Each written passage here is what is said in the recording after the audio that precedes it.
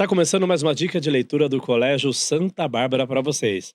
Toda semana nós temos leituras especiais para você internauta, para você aluno, para você pai, para você líder. E hoje é uma leitura muito importante até para os pais, para os professores, para os adultos.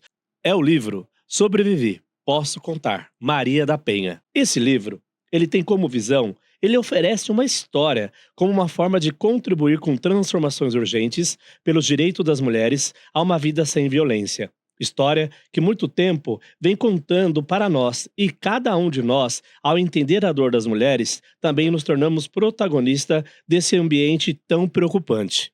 Ficou curioso? Eu fiquei. Então espero que você adquira esse livro e tenha mais conhecimentos. Dica de leitura do Colégio Santa Bárbara para vocês.